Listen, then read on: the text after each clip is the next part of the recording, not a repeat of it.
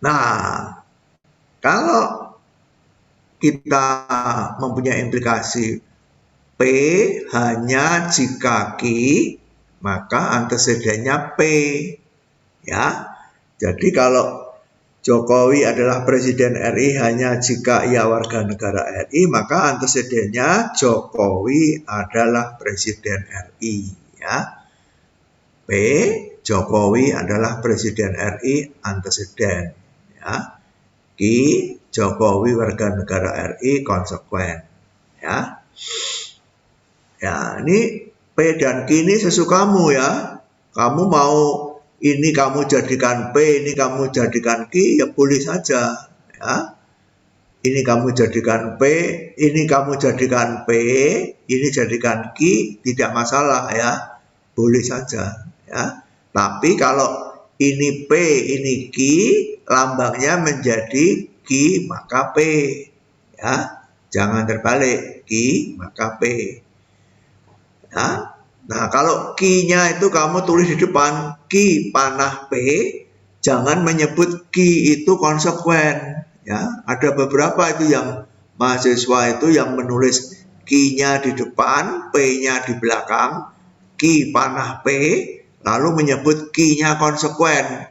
Salah ya. Jadi anteseden konsekuen itu jangan tergantung lambang, tetapi tergantung letak. Ya, dan letak pada di sebelah kiri atau di sebelah kanan panah. Ya, kalau di sebelah kiri panah itu apapun juga namanya, boleh P, boleh Q, boleh R, boleh apa saja, yang di sebelah kiri tanda panah ini selalu bernama anteseden. Yang di sebelah kanan ini selalu bernama konsekuen. Ya, ada mahasiswa yang menulis Q panah P. Ya, lalu Q-nya Jokowi adalah Presiden RI, Jokowi warga P-nya Jokowi warga negara RI, boleh ya, Q panah P boleh ya. Tapi ketika memberi nilai kebenaran, dia menyebut ya, Q-nya yang di depan ini sebagai konsekuen. Ya salah ya. Q-nya itu tetap kalau di depan dia tetap anteseden.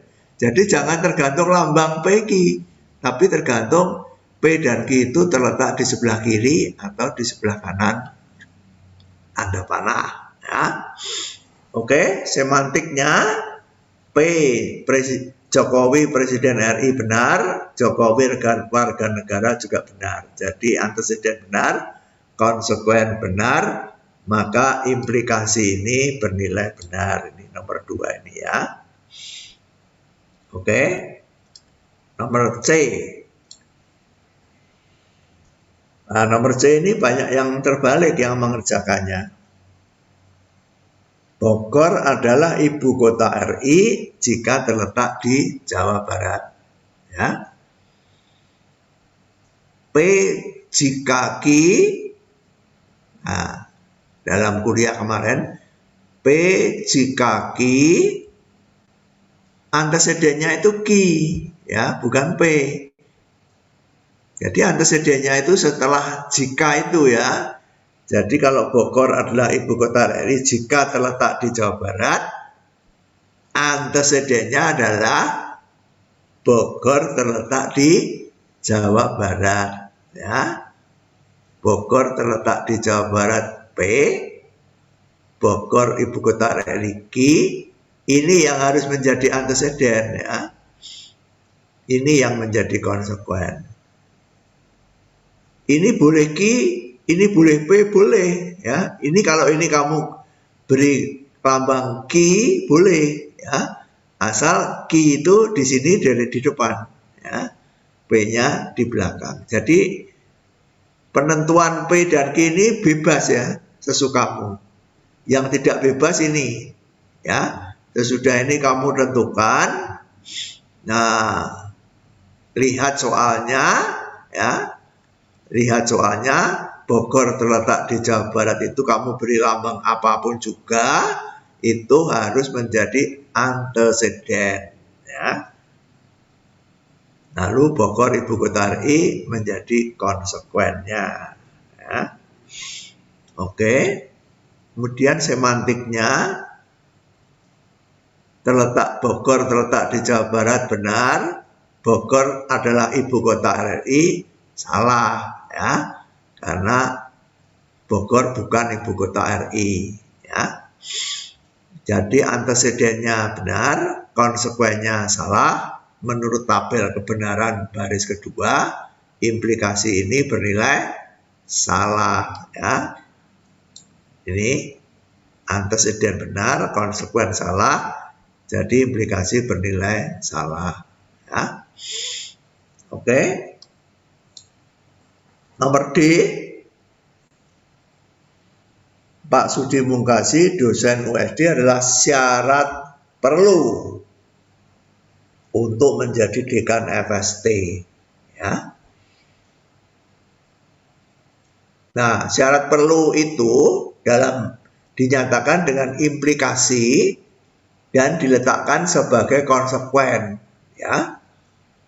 Jadi kalau ada implikasi P maka Q itu syarat perlu untuk P, ya. Jadi syarat perlu itu dalam implikasi selalu berada di konsekuen, di sebelah kanan tanda panah, ya.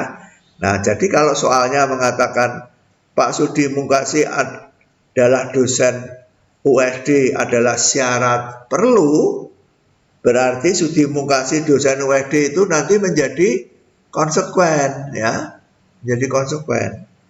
Lalu dekan FST itu menjadi anteseden, ya. Jadi Pak Sudi dosen USD kita beri lambang Q, ini harus menjadi konsekuen, ya, karena ini adalah syarat perlu untuk ini, ya. Jadi ini menjadi konsekuen. Lambangnya terserah, ya, mau diberi lambang mana P mana Q bebas, asal yang ini dosen USD ini adalah konsekuen, jadi berada di sebelah kanan, ya. Menjadi dekan FST, P ada di sebelah kiri, ya. Itu sintaktik, ya. Sekarang semantiknya.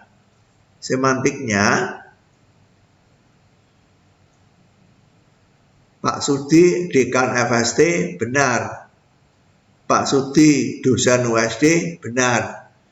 Jadi P benar, Q benar, baris pertama implikasi ini bernilai benar, ya. Ada mahasiswa yang semantiknya itu seperti ini, ya, P benar, Q benar, P maka Q benar. Jadi seperti yang kita pelajari dalam kuliah kemarin, dalam logika matematik, semantiknya ditentukan oleh nilai kebenaran masing-masing proposisi atomiknya, tidak oleh hubungannya, ya, tidak oleh hubungan antara anteseden dan konsekuen, ya. Ada mahasiswa yang menjawabnya proposisi ini benar karena untuk menjadi dekan Pak Sudi harus menjadi dosen terlebih dahulu. Tidak begitu menjawabnya, ya. Kalau begitu menjawabnya itu berarti kamu menilainya berdasarkan hubungan antara P dan Q, hubungan antara menjadi dosen dan menjadi dekan. Dalam logika matematik tidak begitu menilainya. Dalam logika matematik menilainya P nilainya apa, Q nilainya apa, ya, tidak oleh hubungan antara P dan Q. Lalu lihat tabel kebenaran implikasi, ya. P itu benar, Q itu benar, baris pertama tabel implikasi bernilai benar, ya. Nomor E kebanyakan benar ini, ya, karena kalimatnya jelas sekali. Bilangan bulat X adalah bilangan positif jika dan hanya jika negatif X adalah bilangan bulat negatif. Ya. P bilangan bulat P bilangan bulat X adalah positif, Q negatif X adalah bilangan bulat negatif. Lalu lambangnya ini, ya. Ini mudah karena apa? Karena soalnya ada kata jika dan hanya jika, berarti sudah jelas ekivalensi. Ya, kalau ekivalensi kita tidak perlu bingung dengan letak, ya. Mana yang kiri, mana yang kanan, tidak penting. Ini boleh di kiri, boleh di kanan, ini boleh di kiri, boleh di kanan. Tapi kalau implikasi tidak boleh, ya. Kiri dan kanan itu tertentu. Anteseden di kiri, konsekuen di kanan.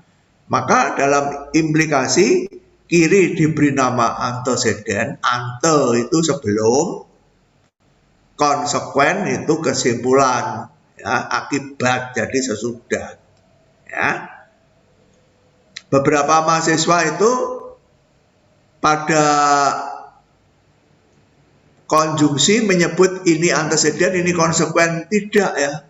Coba kamu cek pekerjaanmu, beberapa mahasiswa menyebut pada konjungsi ini anteseden, ini konsekuen. Tidak.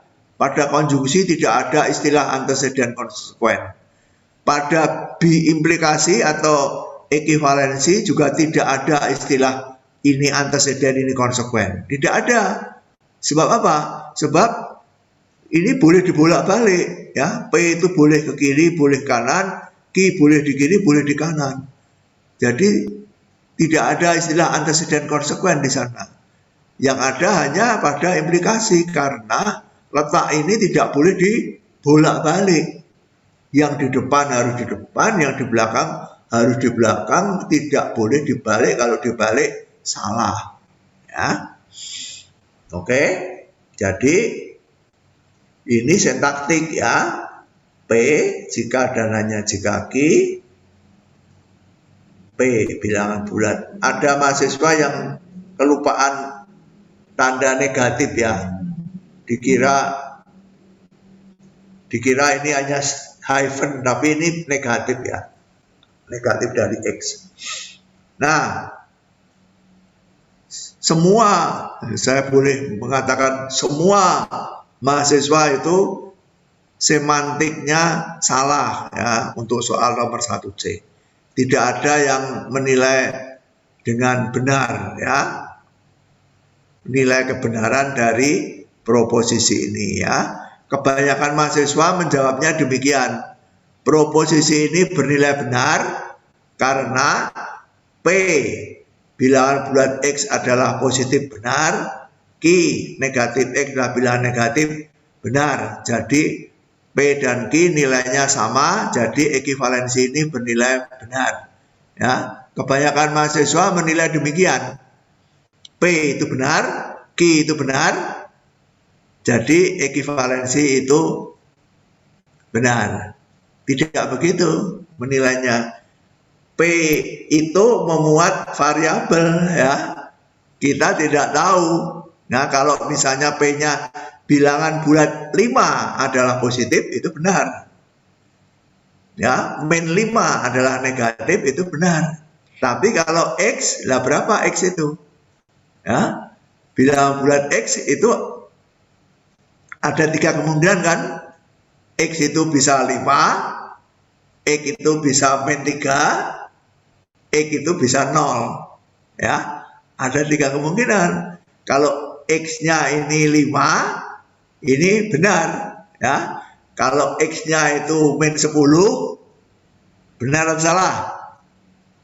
Bilangan bulat min 10 adalah bilangan positif, benar atau salah?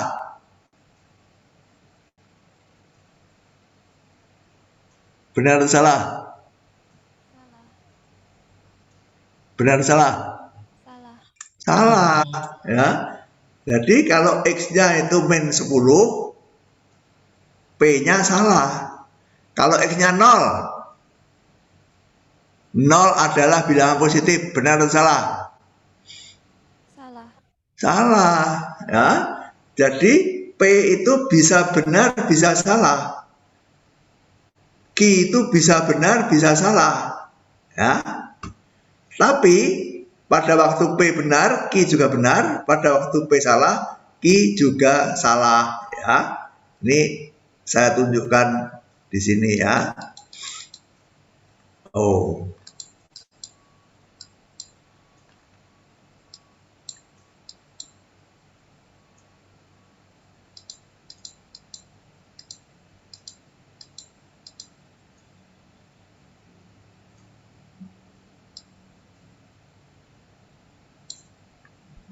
Nah,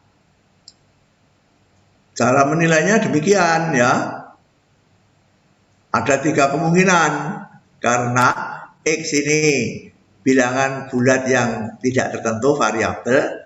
Jadi menurut aturan trikotomi ada 3 kemungkinan, yaitu X itu bilangan bulat positif, X itu negatif, X itu 0, ya. Ingat, 0 itu bukan positif, bukan negatif, ya.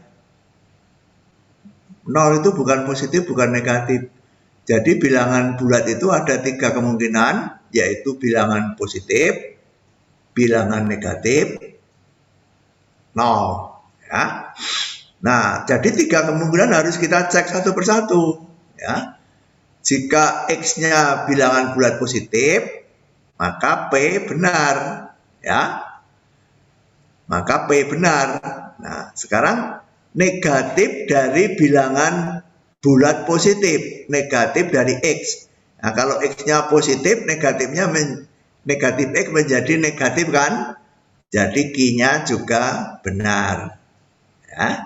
Ketika P benar, Q-nya juga benar, ya. Sekarang kalau X-nya negatif,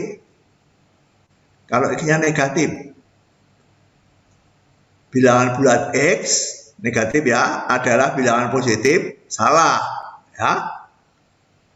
Jadi kalau X ini bilangan negatif, misalnya min 10, maka ini salah, ya. Lalu Q-nya negatif dari bilangan negatif menjadi positif, kan? Negatif dari min 10 menjadi plus 10, kan?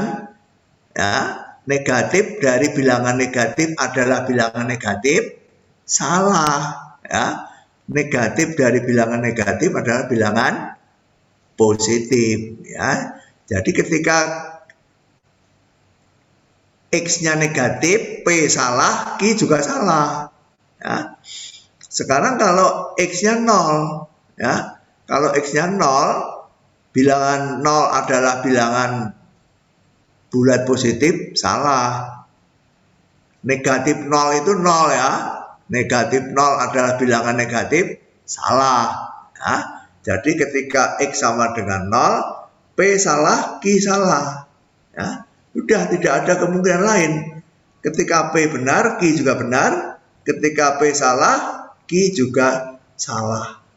Jadi ekivalensi ini bernilai benar karena P dan Q selalu mempunyai nilai kebenaran yang sama, ya. Baris pertama dan baris keempat dari tabel kebenaran ekivalensi, ya.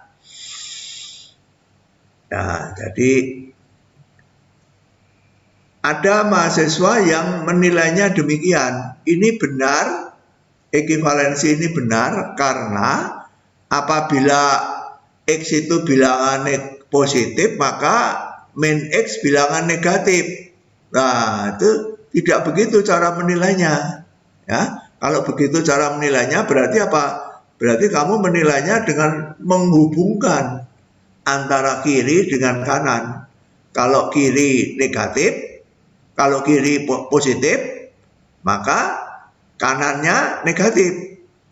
Nah, tidak begitu cara menilai dalam logika, ya. Ingat-ingat, menilai dalam logika matematik itu dengan cara bagaimana? Menilai masing-masing proposisi atomik tanpa melihat hubungannya, ya, tanpa melihat hubungannya. Kemudian pekerjaan Adriana di sini dalam 1E ini juga salah karena dia menggunakan contoh, misal. Tidak boleh misal, ya. Kalau misal itu kan hanya satu, padahal ini kan berlaku untuk semua bilangan bulat, ya. Jadi tidak boleh kita menggunakan misalnya X sama dengan 1, tidak bisa, ya. Harus dengan 3 kemungkinan ini.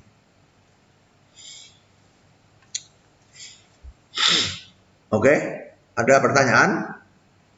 Itu soal yang mudah, ya. Sekarang nomor 2.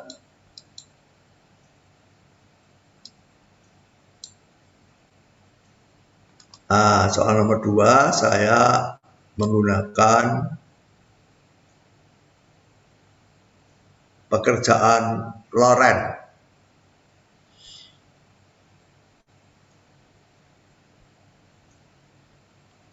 Soal nomor 2 saya menggunakan pekerjaan Loren.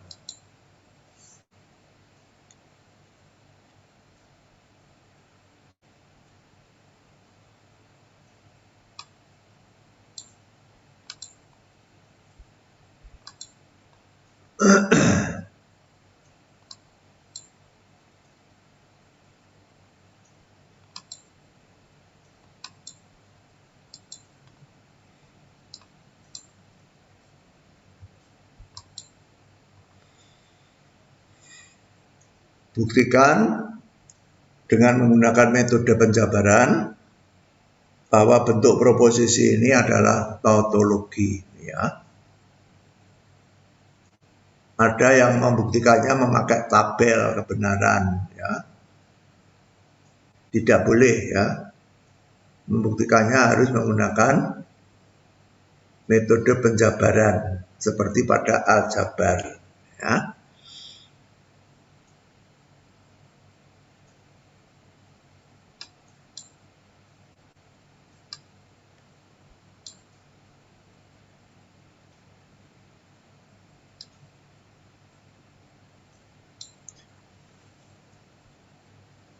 Langkah ini saya pilih karena langkah-langkahnya lengkap, ya. Beberapa mahasiswa itu mengerjakannya sudah benar, hanya ada langkah yang kurang, ya. Langkah pertama, ya, sekali lagi metode penjabaran itu apa? Metode penjabaran itu metode di mana proposisi atau bagian-bagian dari proposisi disubstitusi, diganti. Diganti dengan apa? Dengan proposisi lain yang setara, ya, yang setara. Jangan mengganti dengan yang tidak setara. Nanti saya beri contoh, ya. Pertama, menggunakan tautologi, ya. Menggunakan tautologi nomor pertama yang namanya implikasi. P maka Q, P maka Q ini setara dengan negasi P atau Q, ya. Ini setara dengan ini. Jadi ini boleh diganti ini, ya. Ini menggunakan tautologi nomor 1, implikasi, ya. Nomor 2 juga menggunakan implikasi, ini yang diganti, ya. Pertama implikasi ini, kedua implikasi ini yang diganti, ya. Implikasi ini diganti dengan yang setara, berarti negasinya ini atau ini, ya. Negasinya ini negasinya ini atau konsekuennya, ya. Itu menggunakan tautologi nomor 1, ya. Kemudian menggunakan De Morgan, ya. Kemudian menggunakan De Morgan. Negasi dari konjungsi diganti, ya, disubstitusi dengan yang setara, yaitu negasi P atau menjadi disjungsi, ya, negasi Ki. Ya, ini setara dengan ini. Ya. Nah, langkah berikutnya komutatif ini. Banyak mahasiswa, ya, kebanyakan mahasiswa baru yang baru pertama kali mengikuti ini, angkatan 20, ini lupa ini langkah ini, ya, langkah komutatif. Langkah komutatif itu negasi P atau Ki setara dengan apa? Ki atau negasi P, ya. Ini pindah kiri, ini pindah kanan, ya. Jangan lupa ini, ya. Ini pindah ke kiri, ini pindah ke kanan. Ya, ini menggunakan tautologi komutatif, ya. Nah, setelah komutatif baru asosiatif, ya. Banyak yang lupa komutatif langsung asosiatif, tapi ketika dia asosiatif dia itu melakukan komutatif, ya. Nah, banyak yang lupa memindah Ki itu ke kiri, negasi P ke kanan, ya. Oke.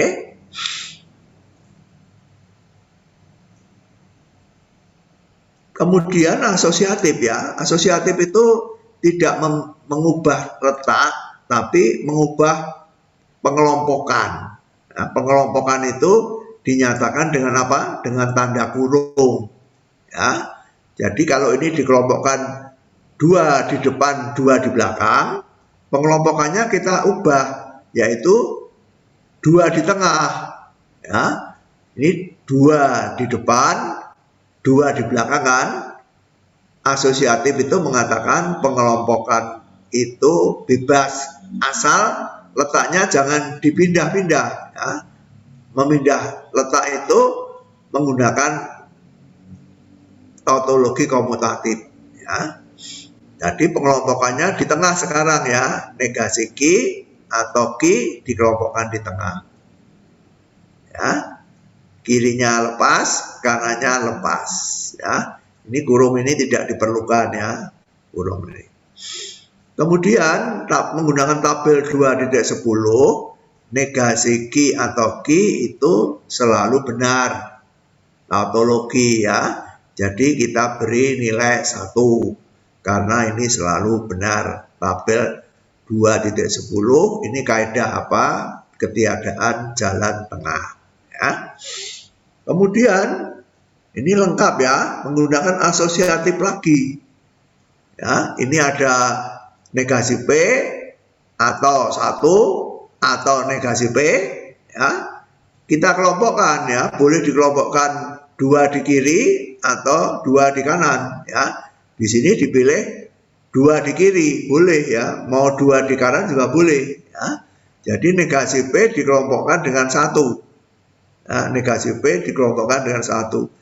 Ini namanya aturan asosiatif, ya. Nah, sesudah itu menggunakan aturan dominasi, negasi P atau 1 itu tautologi, jadi nilainya selalu 1, ya. Ini diganti 1 karena nilainya selalu 1 atau negasi P, ya. Kemudian menggunakan dominasi lagi, 1 atau negasi P adalah 1. Ya, 1 mendominasi di sini, ya. Untuk disjungsi 1 itu mendominasi. Untuk konjungsi 0 itu yang mendominasi, ya. Jadi 1. Jadi dengan demikian tautologi skor maksimalnya 30 di sini, ya.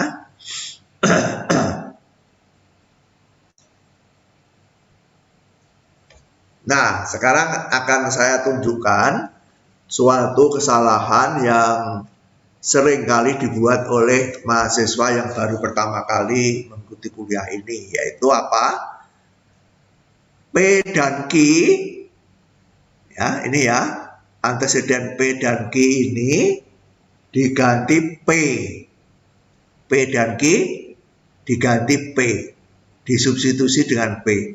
Lalu sebagai alasan dia menggunakan aturan nomor 3, simplifikasi. Coba kamu buka buku halaman 28 nomor 3. Ya.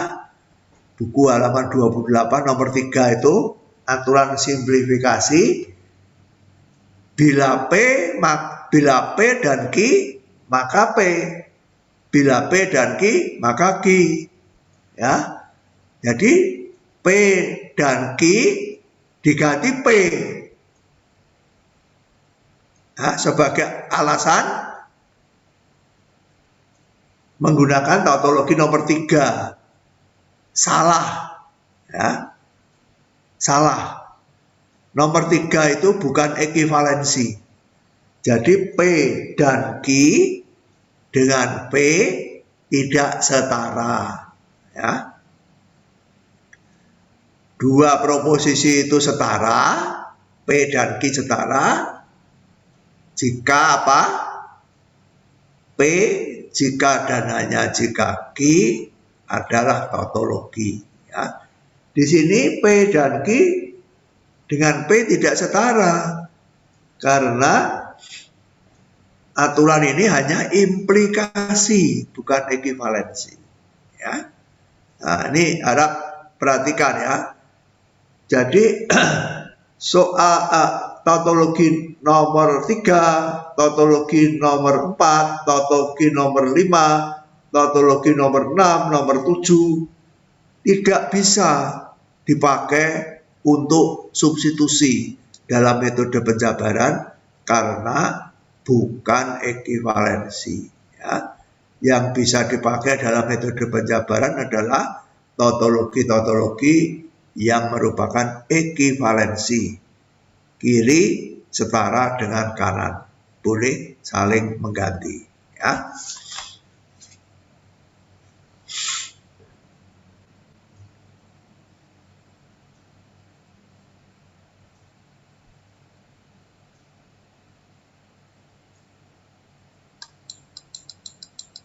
Sekarang yang terakhir, nomor 3, ini pekerjaan Michel. Ya.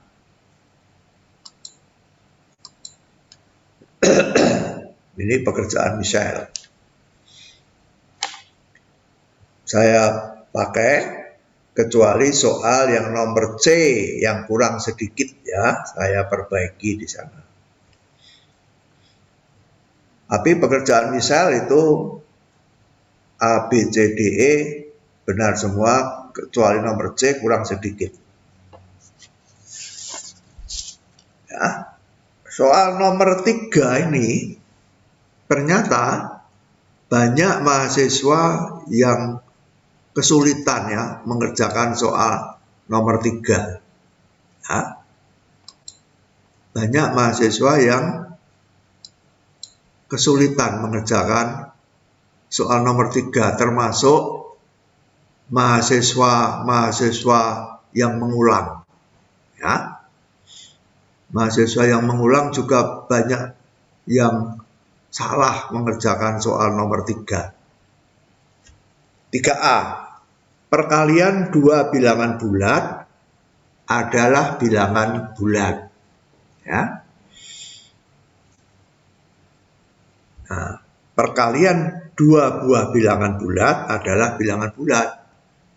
Ini kan perkalian untuk setiap dua bilangan bulat kan, bukan perkalian untuk bilangan bulat tertentu, tapi sembarang dua bilangan bulat kalau dikalikan hasilnya juga bilangan bulat kan. Jadi proposisinya berkuantar universal. Ya. Masih ada mahasiswa yang menggunakan kuantar eksistensial di sini ya. Salah, karena perkalian ini berlaku untuk semua bilangan bulat. Ya, kalau dikalikan hasilnya bilangan bulat. Ya. Jadi untuk setiap X dan Y, nah, ingat ini semestanya bilangan real ya, sudah ditentukan di sana. Dalam semesta wacana himpunan semua bilangan real. Jadi kalau kamu menulis untuk setiap X dan untuk setiap Y, X dan Y ini mengacu pada bilangan real, ya. Padahal soalnya berbicara mengenai bilangan bulat, ya. Jadi proposisinya harus merupakan suatu implikasi, ya, bukan proposisi atomik biasa tapi majemuk, ya. Dan sudah saya katakan kalau kuantornya universal, proposisi majemuknya implikasi, jangan konjungsi, ya. Jadi untuk setiap X dan setiap Y bilangan real, jika X bilangan bulat dan Y bilangan bulat, nah ini menggunakan notasi yang sudah biasa dipakai dalam matematika, ya. X bilangan bulat itu notasinya X anggota Z dan Y anggota Z, maka X kali Y, ya, X kali Y bilangan bulat anggota Z, ya. Z adalah himpunan semua bilangan bulat, ya.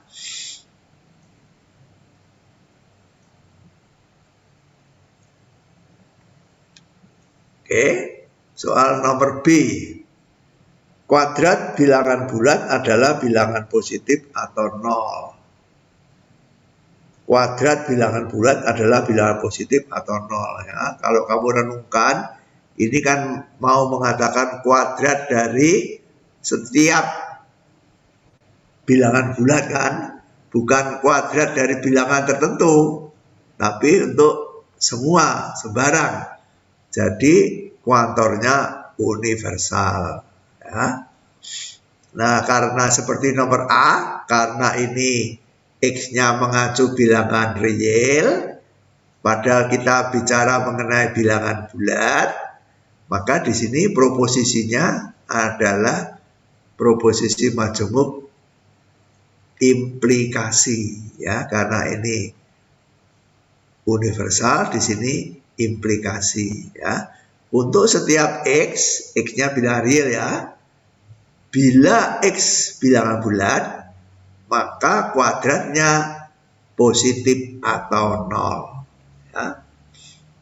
Ada yang menulis X kuadrat lebih besar nol atau X kuadrat sama dengan nol, benar, ya. Dalam matematika kita biasanya menulis X kuadrat lebih besar atau sama dengan nol dengan lambang seperti ini, ya.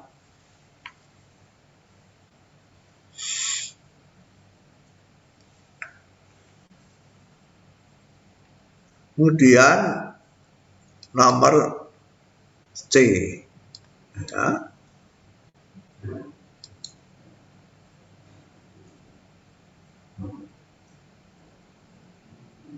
Nomor C dan D ini banyak yang kesulitan, ya. Bilangan real mempunyai inverse terhadap perkalian jika bilangan itu tidak sama dengan nol, ya. Nah, di sini ada kata jika, ya. Jadi kita sudah diberi tahu bahwa ini kalau ada kata jika ini mesti implikasi, ya. Kalau implikasi kita harus menentukan mana anteseden, mana konsekuen, ya. Nah, di sini jika, nah, kita ingat P jika Q implikasi yang antecedennya adalah Q, ya. Sesudah jika itu yang antecedennya. Jadi kalau P jika Q, maka lambangnya adalah Q panah P, ya. Seperti soal nomor 1C tadi, ya. Nah, bilangan real mempunyai inverse terhadap perkalian jika bilangan itu tidak sama dengan nol. Jadi antecedennya jika bilangan itu tidak sama dengan nol, itu anteseden, ya, maka bilangan real itu mempunyai inverse terhadap perkalian, ya. Jadi kita sudah tahu antecedennya itu tidak sama dengan nol, konsekuensinya mempunyai inverse terhadap perkalian. Nah, kita tulis. Ya, ini kan berlaku untuk semua bilangan real ya. Semua bilangan real. Jadi menggunakan kuantum universal. Untuk setiap X, ini bilangan real X-nya ya. Nah, di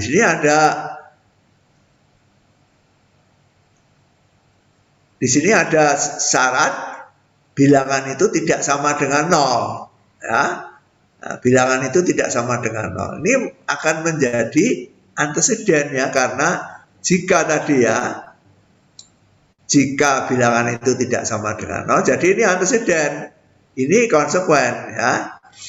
Jadi kita tulis untuk setiap X bilangan real, jika X tidak sama dengan 0, ini ya, ini jika bilangan itu tidak sama dengan 0 ya, X tidak sama dengan 0, maka bilangan itu mempunyai inverse, ya kan? Jika tidak sama dengan 0 itu anteseden, mempunyai inverse itu konsekuen. Jadi X tidak sama dengan 0 itu anteseden, konsekuennya mempunyai inverse. Mempunyai inverse itu apa sih? Mempunyai inverse itu artinya mempunyai suatu bilangan Y yang kalau dikalikan dengan X yang tidak sama dengan 0 ini menghasilkan bilangan 1 ya. Seperti kalau X itu inverse-nya 1/X ya, kalau terhadap perkalian ya. 1/X-nya di sini saya tulis Y ya, secara umum ya.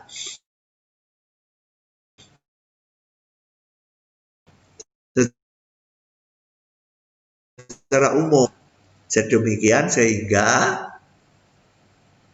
Y kalau dikalikan dengan X sama dengan 1, X kalau dikalikan dengan Y juga sama dengan 1 ya.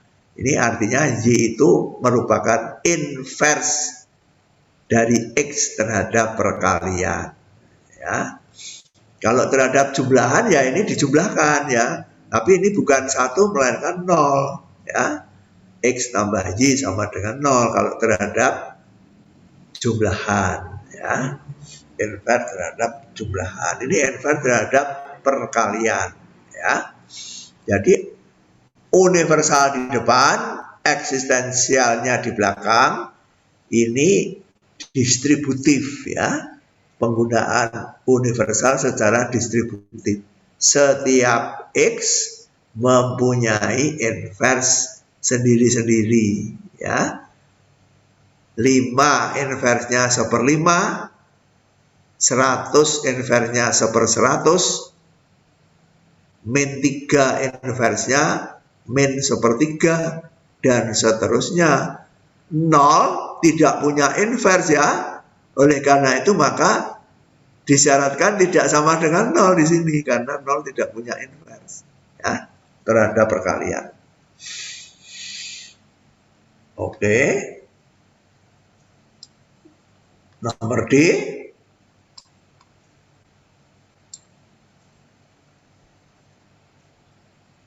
Nilai fungsi Y sama dengan X kuadrat plus 1 tidak pernah negatif. Nilai fungsi Y sama dengan X kuadrat plus 1 tidak pernah negatif ya. Menulisnya untuk ini Y sama dengan X kuadrat plus 1, ini fungsi ya, sudah kamu pelajari di SMA kan. X itu variabel bebas, Y itu variabel tidak bebas kan. Nilai Y tergantung X kan. Nilai Y tergantung X. Kalau X-nya kamu beri 1, ini menjadi 2 Y-nya. Kalau X-nya kamu ganti 5, Y-nya berapa? 26 ya. Kalau X-nya kamu ganti 10, Y-nya menjadi 101 dan seterusnya kan. Jadi Y itu tidak bebas ya. Y itu tergantung dari X ya.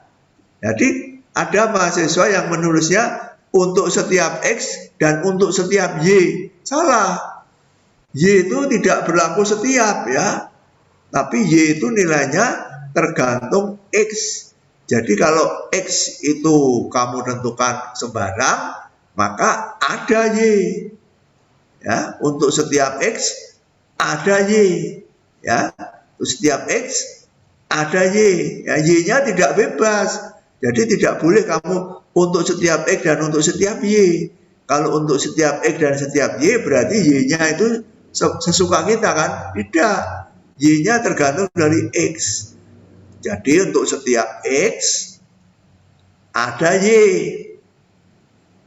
Y yang mana? Y yang sama dengan X dikuadratkan ditambah 1. Dan soalnya mengatakan tidak pernah negatif. Ya, tidak pernah negatif itu berarti apa? Positif atau 0. Ya. Nah, ini konsisten dengan apa yang saya katakan kemarin. Kalau ini eksistensial, ini konjungsi. Ya, ini konjungsi. Kalau ini universal, ini implikasi. Kalau ini eksistensial, ini konjungsi. Ya, konsisten. Ya, konsisten. Ya. Jadi sekali lagi untuk setiap X ada Y yang sama dengan X kuadrat plus 1 dan tidak pernah negatif. Ya. Terakhir, pangkat 3 bilangan real tak 0 bisa positif, bisa negatif. Ya. Pangkat 3 bilangan real ya, yang tak 0. Mengapa tak 0? Karena kalau X sama dengan 0, pangkat 3-nya juga 0 kan.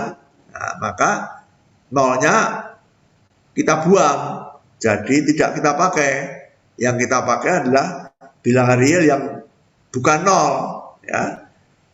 Pangkat 3-nya bisa positif, bisa negatif. Ya. Itu berlaku untuk setiap X yang tidak 0. Ya.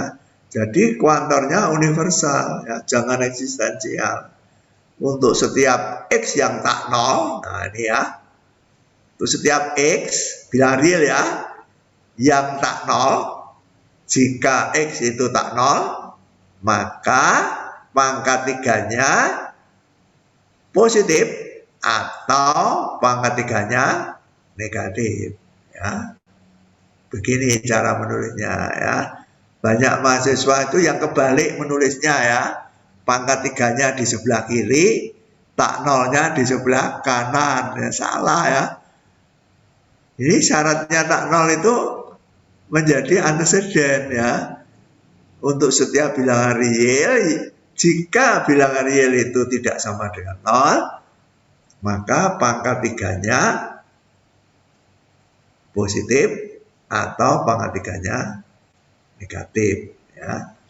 Bahasa sehari-hari, kalau bahasa logika kan kaku ya, ini atau itu ya. Kalau bahasa sehari-hari lebih luas ya. Bahasa sehari-hari mengatakan pangkat 3 bilangan real tak 0 bisa bilangan positif, bisa bilangan negatif ya. Di dalam logika kata bisa-bisa itu tidak lain daripada disjungsi ya.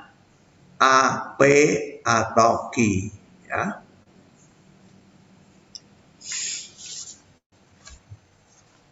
Oke. Ada pertanyaan? Siapa yang mau bertanya silakan. Sebelum kita lanjutkan. Kalau ada yang merasa nilainya kurang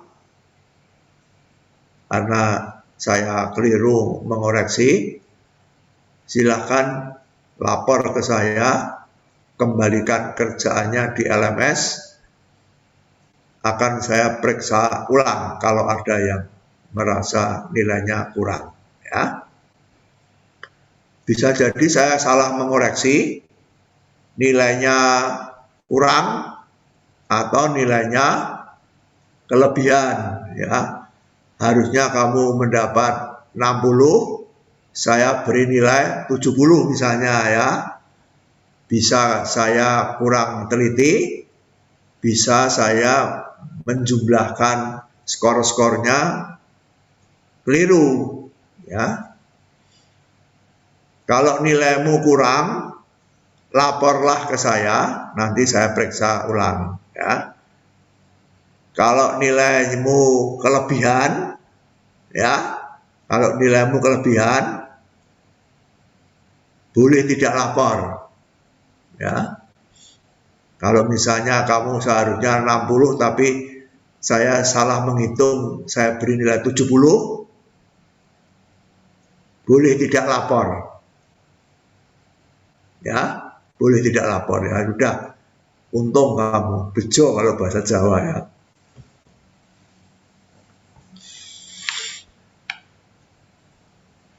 Ada pertanyaan sebelum kita lanjutkan?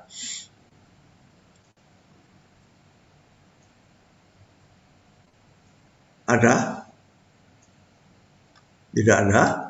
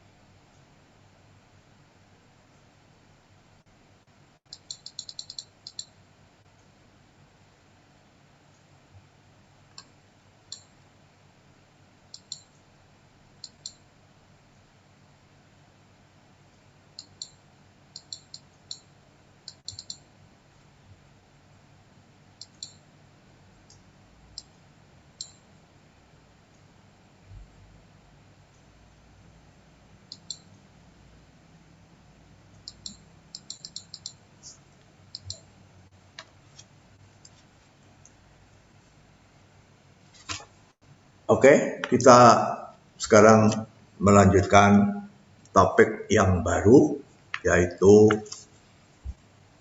halaman 39, penalaran deduktif. Kita semakin mendekati intisari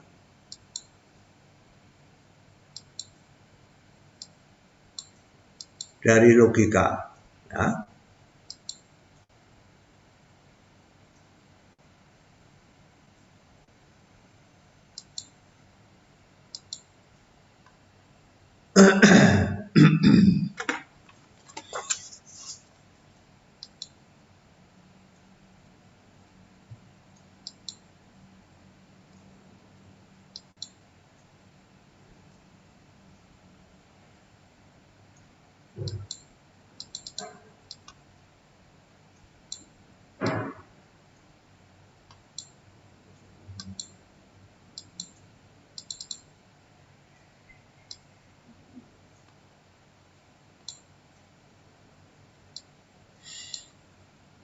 Sampai sekarang kita baru mempelajari dasar-dasar dari logika, ya. Intisari logika itu nanti adalah pembuktian, ya. Bagian terakhir dari pembahasan kita, pembuktian, membuktikan. Dan itu yang nanti akan kita pakai, ya, dalam matematika yang akan kamu pelajari selama kuliah. Kamu selalu menggunakan pembuktian, di mana-mana menggunakan pembuktian, ya.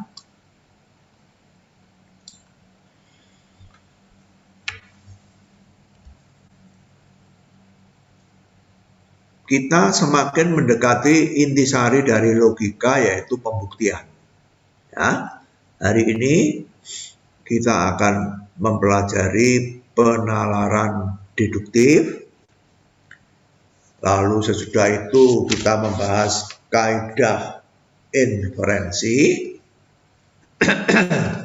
Sesudah itu kita akan membahas bukti formal. Ya, itu teoritis yang akan kita pelajari. Sesudah itu kita sampai kepada puncaknya, yaitu praktisnya bagaimana. Membuktikan itu praktisnya bagaimana. Hari ini kita baru mempelajari latar belakang teorinya. Ya, tentu saja teori logika, ya. Latar belakang teori yang mendasari bagaimana caranya membuktikan kebenaran suatu pernyataan secara sah, secara valid, ya. Itu yang ingin kita pelajari, ya. Kita seringkali merasa membuktikan sudah merasa benar, ya, cara kita. Padahal kita tidak sadar bahwa ada langkah-langkah yang kita lakukan itu tidak sah, tidak valid, ya. Nah, inilah tugas logika, ya, membantu matematika untuk menentukan bagaimana caranya membuktikan secara sah, secara valid, ya. Bangunan matematika itu akan ambruk kalau di dalam bukti itu ada yang tidak sah, ya. Kelihatannya megah bangunan matematika, tapi rapuh dan mudah sekali roboh kalau ada yang tidak sah. Jadi kita harus selalu berusaha mencari tahu bagaimana membuktikan kebenaran pernyataan matematika secara sah, ya, atau secara valid, ya. Nah, itulah yang akan kita pelajari, ya. Membuktikan secara valid atau secara sah. Nah, kita mulai dengan dasar yang paling bawah, yaitu penalaran deduktif. Nah, yang jadi judul dari bagian ini. Penalaran deduktif ini apa? Penalaran deduktif adalah suatu proses, maksudnya proses penalaran, ya, yang berpangkal dari suatu himpunan pernyataan-pernyataan atau proposisi-proposisi yang disebut premis, ya, dan berakhir dengan suatu proposisi atau pernyataan yang disebut kesimpulan, ya. Ini yang disebut penalaran deduktif. Penalaran deduktif adalah proses bernalar, proses menarik kesimpulan, ya. Nah, menarik kesimpulan itu harus ada berdasar apa, ya. Kesimpulan itu tidak bisa ditarik kalau tidak ada dasarnya, ya. Dasarnya itu disebut premis, ya. Jadi menarik kesimpulan itu harus ada dasarnya apa, ya. Nah, dasarnya itu kita sebut premis, ya. Jadi proses menarik kesimpulan yang berpangkal dari sekumpulan pernyataan-pernyataan yang disebut premis dan diakhiri dengan suatu pernyataan yang disebut kesimpulan, ya. Nah, penalaran deduktif itu bisa sah, bisa tidak sah, ya. Kamu bisa membuat sekumpulan proposisi-proposisi yang kamu anggap premis, lalu kamu simpulkan, ya. Kesimpulannya itu bisa sah, bisa tidak sah. Ya. Nah, sekarang pertanyaannya, apa ciri-ciri atau definisi penalaran deduktif yang sah? Kapan penalaran deduktif itu dikatakan sah atau valid? Ya. Jawabannya, penalaran deduktif dikatakan sah atau valid apabila dari premis-premis yang benar dengan penalaran deduktif tersebut hanya dapat dihasilkan kesimpulan yang benar pula. Itu definisinya penalaran yang valid. Ya, penalaran yang bagaimana? Penalaran yang hanya bisa menghasilkan kesimpulan yang benar apabila premis-premisnya benar. Jadi penalaran deduktif yang sah itu tidak bisa menghasilkan kesimpulan yang salah apabila premis-premisnya benar. Ya, itu definisi penalaran deduktif yang sah. Ya. Dari premis-premis yang benar, benar itu bisa benar faktual, bisa benar karena kita sepakati sebagai benar. Misalnya aksioma atau definisi. Ya. Benar itu ada 3 macam nanti ya. Benarnya ada 2 macam, yang disepakati benar dalam aksioma atau definisi, dan benar yang telah dibuktikan kebenarannya yang disebut teorema. Ya. Nah, jadi penalaran deduktif yang valid adalah penalaran yang hanya bisa menghasilkan kesimpulan yang benar apabila premis-premisnya benar. Ya. Jadi penalaran deduktif yang sah tidak bisa menghasilkan kesimpulan yang salah dari premis-premis yang benar. Ya. Nah, penalaran deduktif yang sah atau valid itu kita beri nama. Namanya adalah kaidah inferensi. Ya. Jadi kaidah inferensi itu apa?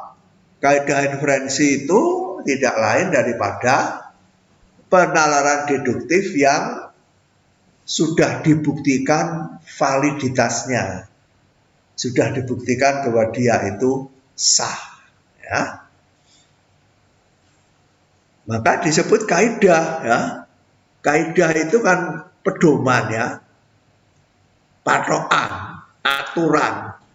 Ya. Pedoman, aturan, kaidah itu adalah sesuatu yang benar. Ya. Kita berpedoman pada sesuatu yang benar kan.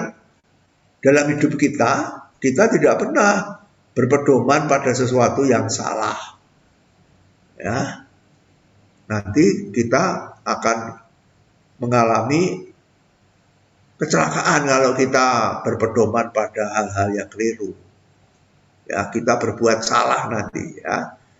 Jadi karena ini adalah penalaran deduktif, ini adalah penalaran yang valid, sah, maka dapat kita pakai sebagai patokan. Maka kita sebut kaidah. Inferensi ini artinya apa? Inferensi ini dari bahasa Inggris inference artinya menyimpulkan. Ya. Inferensi itu artinya menyimpulkan. Ya, jadi aturan untuk menyimpulkan yang sudah valid itu kita beri nama kaidah inferensi. Ya. Nah, kaidah inferensi itu apa? Nah, kita pindah ke halaman berikutnya. Ya. Halaman 40. Ya. Nah, alinea ini akan saya lompati dulu, nanti saya kembali ke sini ya. Nanti saya akan kembali ke sini. Ya, sebagai bukti nanti ya bahwa penalaran itu valid, saya akan kembali ke sini nanti ya. Kita akan membahas dulu kaidah inferensi itu apa. Nah, ini ya 251. Kita akan membahas dulu kaidah inferensi itu apa. Apa yang disebut kaidah inferensi dalam logika matematis? Tadi sudah dikatakan ya, kaidah inferensi adalah penalaran deduktif yang valid ya. Kaidah inferensi adalah penalaran deduktif yang sah atau valid halaman 39 di bawah sendiri ya. Lalu penalaran deduktif tadi apa? Penalaran deduktif adalah suatu proses ya, proses bernalar, proses menarik kesimpulan yang terdiri dari dua bagian proses itu ya. Bagian pertama disebut premis, bagian kedua disebut kesimpulan ya. Bagian pertama premis itu seringkali terdiri dari satu atau lebih ya. Terdiri dari satu atau lebih proposisi-proposisi tapi beriga ya. Jadi premis adalah himpunan proposisi-proposisi, misalkan P1, P2, Pn ya.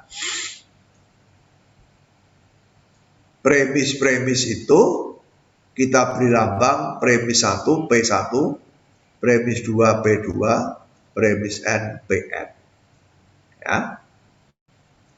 Jadi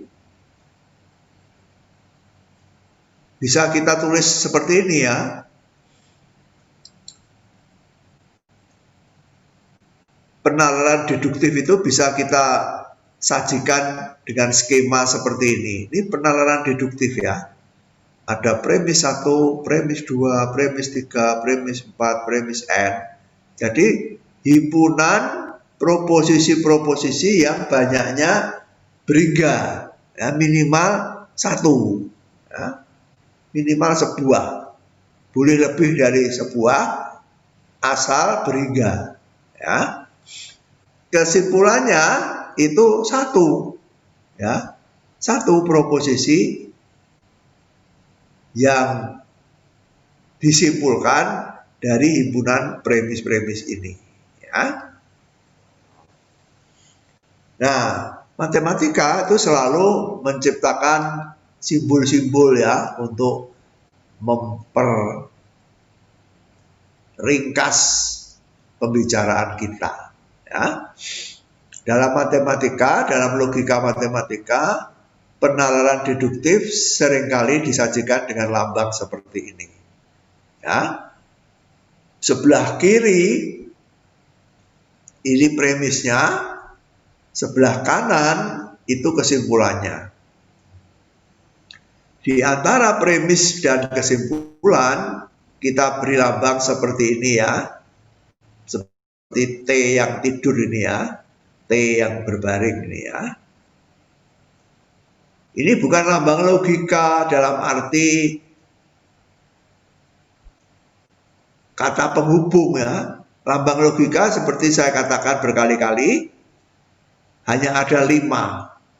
Negasi, konjungsi, disjungsi, implikasi, ekivalensi. Dah, hanya itu saja. Nah, lain-lainnya bukan lambang logika, tapi lambang bahasa. Ya, ini lambang bahasa, bukan lambang logika. Ya, ini hanya lambang bahasa yang mengatakan bahwa dari premis-premis P1, P2 sampai Pn disimpulkan Ki. Ya, dari premis-premis P1 sampai Pn disimpulkan Ki. Ya, ini penalaran deduktif ya. Penalaran deduktif ini tadi sudah saya katakan bisa sah, bisa tidak sah Ya, bisa sah, bisa tidak sah. Nah, kita akan tertarik pada yang sah, yang valid ya. Yang tidak sah itu tidak kita bicarakan di sini.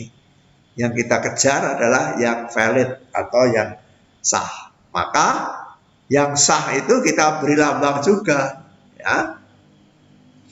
Penalaran deduktif yang sah akan disajikan dengan lambang sebagai berikut, ya. Nah, sekarang T tidur itu kita ganti dengan T tidur tapi garis mendatarnya ada 2 buah. Sekali lagi ini bukan lambang logika, ini lambang bahasa. Ya. Dari premis-premis P1 sampai Pn disimpulkan secara sah. Ya. Disimpulkan secara sah. Proposisi Q.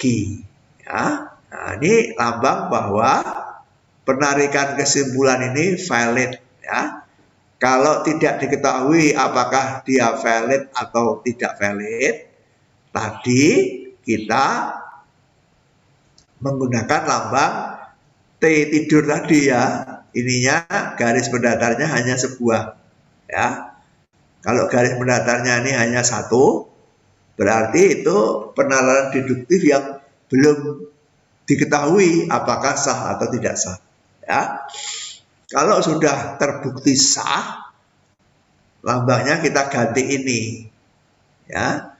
Nah, mungkin kamu masih teringat ya, kalau kamu buka halaman 26 dari bukumu, ya, lambang ini sudah ada di sana ya. Lambang ini sudah ada pada halaman 26 ya. Ketika kita membahas tautologi ya, kalau proposisi P adalah tautologi, maka kita beri lambang ini P ya. Jadi lambang ini sudah kita kenal ya, dan itu kita pakai lagi di sini karena ada maksudnya. Ya. Ada maksudnya ya, bahwa menghasilkan Q yang selalu benar. Ya. Kalau P ini proposisi-proposisi yang benar atau kita anggap benar, ya, dan penalaran deduktif ini valid, hanya bisa menghasilkan kesimpulan yang benar. Jadi untuk melambangkan proposisi yang valid, ruas kanan ini selalu harus benar. Ya. Maka kita menggunakan lambang pada halaman 26 yang mengatakan bahwa lambang halaman 26 mengatakan ini adalah proposisi yang selalu benar. Ya. Jadi ada maksudnya. Ini bukan lambang baru ya, ini lambang yang sudah kita pelajari pada halaman 26. Ya. Nah, sekarang pertanyaan berikutnya yang penting adalah bagaimana kita tahu bahwa penalaran ini valid atau tidak valid. Ya. Pertanyaan yang pokok itu ya. Bagaimana kita tahu bahwa penalaran ini adalah suatu kaidah inferensi, yaitu penalaran deduktif yang valid atau yang sah. Ya. Jawabannya di bawahnya ini ya. Suatu penalaran deduktif adalah kaidah inferensi, yaitu penalaran deduktif yang sah bila dan hanya bila implikasi yang antecedennya adalah konjungsi dari semua premis dan konsekuennya adalah kesimpulan dari penalaran tersebut, yaitu implikasi ini adalah tautologi. Ya. Jadi menyelidiki bagaimana apakah penalaran ini valid atau tidak, kita menggunakan implikasi. Implikasi itu punya anteseden konsekuen ya. Antesidennya apa? Konjungsi dari semua premis P1 dan P2 dan P3 dan titik-titik Pn. Konjungsi dari semua premis antesidennya. Konsekuennya apa? Konsekuennya adalah kesimpulan Q. Konsekuennya kesimpulan Q. Ya, jadi menyelidiki apakah suatu penalaran itu sah atau tidak, kita bentuk implikasi. Antesidennya adalah konjungsi semua premis. Konsekuennya adalah kesimpulan. Kalau implikasi ini adalah tautologi, ya, implikasi ini adalah tautologi, maka kita simpulkan kaidah inferensi itu adalah, maka kita simpulkan penalaran deduktif itu adalah penalaran deduktif yang sah atau merupakan kaidah inferensi. Ya, nah, aturan ini kita tulis menggunakan lambang seperti ini ya. Menggunakan lambang seperti ini ya. Ini tadi mengatakan apa? Ini tadi mengatakan penalaran deduktif ini adalah penalaran deduktif yang sah ya, menggunakan lambang ini ya. Ini kaidah inferensi ya, penalaran deduktif yang sah jika dan hanya jika implikasi yang antesidennya adalah konjungsi dari semua konjungsi dari semua premis, konsekuennya adalah kesimpulan, adalah tautologi. Ini lambang tautologi ya, halaman 26. Ya. Jadi yang dikatakan di sini saya tulis secara simbolis demikian, ya. Secara simbolis demikian, ya. Jadi penalaran deduktif ini adalah sah jika dan hanya jika implikasi yang antesidennya adalah konjungsi semua premis, konsekuennya adalah kesimpulan, merupakan tautologi. Ya, jadi membuktikan sah atau tidak sah dengan membuktikan suatu tautologi. Ya. Membuktikan implikasi ini adalah suatu tautologi. Oleh karena itu kemarin kita belajar tautologi ya. Kita belajar metode tabel kebenaran dan metode penjabaran ya. Dan itu kita pakai di sini sekarang untuk membuktikan bahwa penalaran deduktif yang kita lakukan itu adalah penalaran deduktif yang sah ya. Nah, ini harus dibuktikan kebenarannya ya. Nah, inilah apa yang saya tulis di sini ini dibuktikan kebenarannya pada halaman 40 ini tadi ya. Halaman 40 di atas tadi itu ya. Nah, ini. Buktinya ada di sini ya. Buktinya ada di sini. Tapi waktunya sudah habis. Besok Jumat akan kita lanjutkan mulai dari halaman 40 ini ya, untuk membuktikan bahwa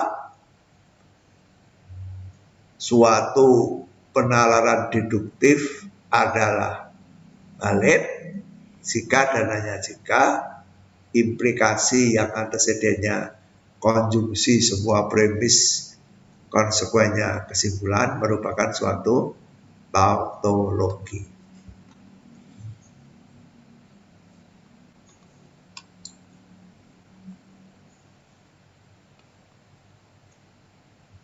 Ada pertanyaan?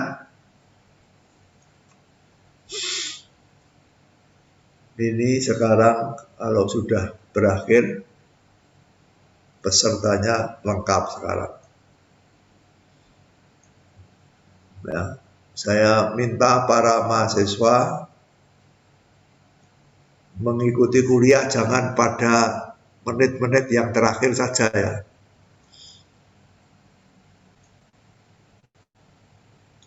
harap mengikuti kuliah jam 9, jam 9. Ya, saya juga jam 9 tepat sudah berada di sini. Ya. Menunggu 5 menit, menunggu 10 menit itu baru separuh yang datang. Mana yang lainnya? Yang lainnya baru datang seperempat jam sebelum kuliah berakhir. Ada pertanyaan? Jam sekian kok sudah mengantuk semua ya?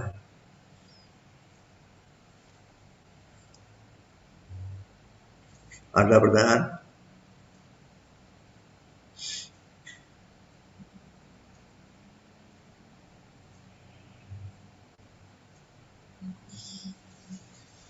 Tidak ada yang menjawab ya. Satu yang menjawab. Silahkan. Talita. Belum Romo, nanti aja. Nanti kapan? Nanti kalau ada yang bertanya Romo. Samuel, ada pertanyaan tidak? Tidak Romo, belum ada. Tidak ada. Oh. Elizabeth Yulandita, pertanyaan. Belum ada Romo. Maria Ivana, pertanyaan. Belum Romo. Belum. Fernandes, pertanyaan. Belum ada Romo. Belum ada. Wisnu Narendra, pertanyaan. Belum ada Romo. Belum ada. Alicia Junia, pertanyaan. Tidak ada Romo. Lintang Kinanti, pertanyaan. Belum ada Romo. Belum ada. Aulia Aritonang, pertanyaan. Belum ada Romo. Mana wajahmu kok nggak kelihatan? Aulia Aritonang wajahnya mana? Aulia Aritonang wajah cantiknya mana?